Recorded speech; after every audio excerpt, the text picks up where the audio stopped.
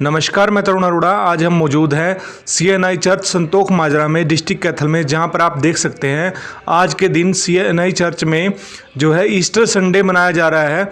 Easter Sunday जो है good Friday के तीसरे दिन जो है ईस्टर संडे आता है।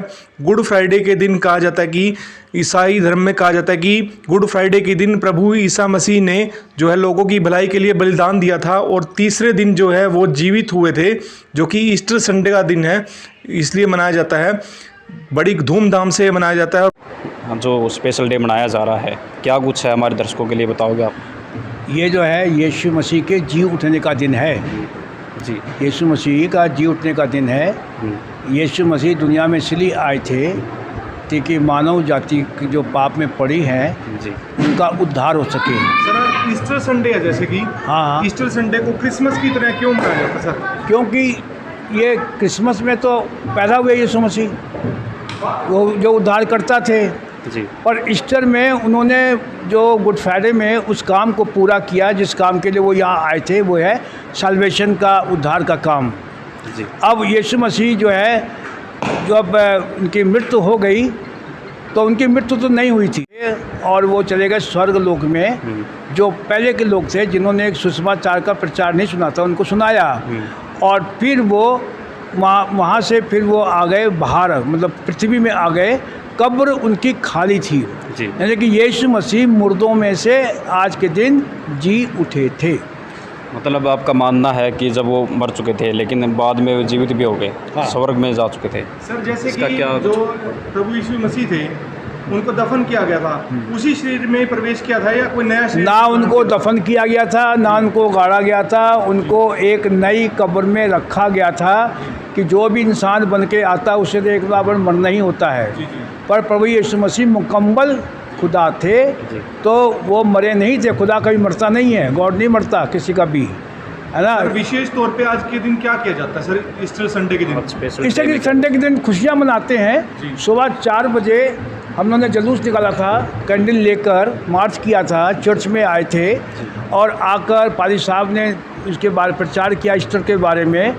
लोग यहाँ पर जमा थे, बहुत से लोग, और ये सुना, ये है कि हम पहले मुर्दे थे, हमारा जीवन मुर्दापन था। प्रभु यीशु मसीह के आने और उसके मारे जाने से और उसके मुर्दों में से जी उठने के द्वारा हमें एक नई ज़िंदगी मिली है। जैसे कि हम यह कहते हैं कि यीशु का पुनरुत्थान या मृतकों में से जी उठना मसीह विश्वास की आधारशिला है।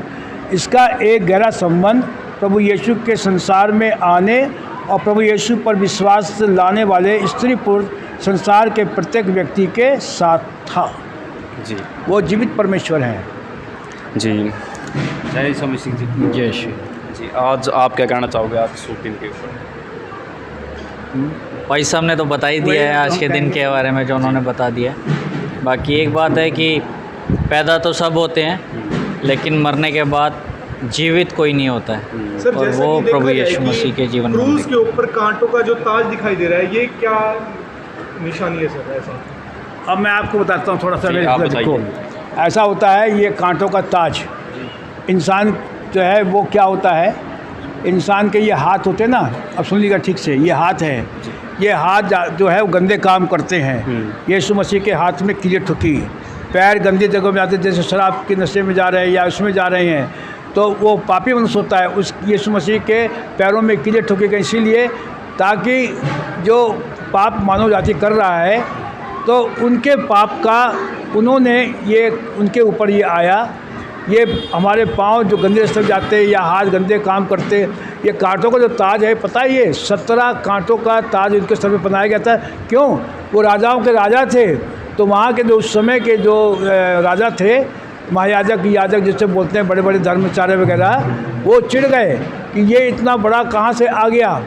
तो उन्होंने उसको सर ठट्टों में उड़ाया, क्योंकि राजा को तो ताज बनाते हैं, तो उनको बजाय सोने का ताज अपना बना के कांटों का ताज बना, क्योंकि हमारा जो दिमाग है ना वो बुरे बुरे विचार रखता है, तो उनके सर पे कांटों का ताज पहनाया गया। गुड फ्राइडे के हर तीसरे संडे को ये ईस्टर जी हाँ, जी हाँ, सर, हर हमने जो इतिहास और पढ़ा ये है, पसली है ना, ये दिल होता है, ये दिल गलत बात सोचता है, इसीलिए पसली में इनका भाला मारा गया। और पूरा शरीर जो है उनका लहूलुहान कर दिया गया। हमारा पूरा शरीर पाप से भरा हुआ है। तो एक महान, जैसे बताया था आपको मैंने, एक महान बलिदान, जैसे भी है हमने औरों के धर्मों को देखा है कि वो चढ़ाते हैं किसके, बकरी की, भेड़ की बलि और भैंस की बलि, आप कलकत्ता में चले जाओ तो चढ़ाते हैं और सब चढ़ाते हैं। तो यीशु मसीह ने वो प्रथा ख़त्म कर दी, अपने आप को खुद बलिदान कर दिया ताकि मनुष्य जाति का उद्धार हो सके, और ये प्रथा उन्होंने बंद कर दी। अब हमारे लिए कोई बलि नहीं है, हम उस महान लोगों की भलाई के लिए बलिदान। या बिल्कुल, बस ये निचोड़ है। भगवान के रूप में आए थे वो थे, वो ऐसा होता है, वो प्रभु थे जी। पर प्रभु को इस दुनिया में उस सब कुछ छोड़कर आना पड़ा, इंसानों के बीच में रहना पड़ा ताकि इंसान की तबीयत को समझे। उन्होंने 3.5 साल प्रचार किया, आज से कर्म दिखाए ताकि लोगों के जीवन बदलें। वो नहीं चाहते कि कोई भी व्यक्ति पाप में पड़े, कोई नाश हो, ऐसी नहीं चाहते थे। वो सबसे प्रेम करते हैं। हमारा लिखा हुआ है कि परमेश्वर ने जगत से ऐसा प्रेम किया कि उसने अपना इकलौता पुत्र यानी यीशु मसीह है वो दे दिया ताकि जो कुछ पर विश्वास करे वो नाश ना हो परंतु अनंत जीवन पाए। ये वाली बात है। और ऐसे तो बहुत मीन्स निकल सकते, पर एक ही निचोड़ बात है कि प्रभु यीशु मसीह पापियों के लिए वो मारे गए और वो मुर्दों में से जी उठे। उन्होंने ये बता दिया सारे संसार को, मैं ही जिंदा परमेश्वर हूँ और कोई भी आज तक मर के जी नहीं उठाया, केवल प्रभु यीशु मसीह। आराधना होती है, आप टाइम पे आते देखते। हम लोग यहाँ पर पादरी लोग खड़े होकर, जैसे पंडित जी या मौलवी लोग या ग्रंथी जो है वो संदेश देते हैं, हम संदेश देते हैं इसी से लगे हुए हैं। जैसा कि सुनने में आया कि जैसे गुड फ्राइडे के पहले रोज़े भी रखे जाते हैं सर? रोज़े तो रखे जाते हैं। 14 फरवरी से रोज़े शुरू हुए थे फास्ट, क्योंकि यीशु मसीह ने पहले जो थी उनकी परीक्षा हुई है, 40 दिन तक उनकी परीक्षा हुई बयाबान जंगल में। और किसने परीक्षा ली? शैतान ने। जब उनको भूख लगी तो कहता है कि तू तो ये भी काम कर सकता है कि तू उन पत्थरों से कहते रोटी बन जा। यीशु मसीह ने कहा कि रोटी से नहीं, मनुष्य परमेश्वर के वचन से जीवित रहता है। तो वो उन्होंने बात बताई और बहुत कुछ है इसमें अंदर में। वो 40 दिन उन्होंने रोज़ा रखा, निहार रहे, केवल हम लोगों को सिखाने बताने के लिए कि ऐसा करते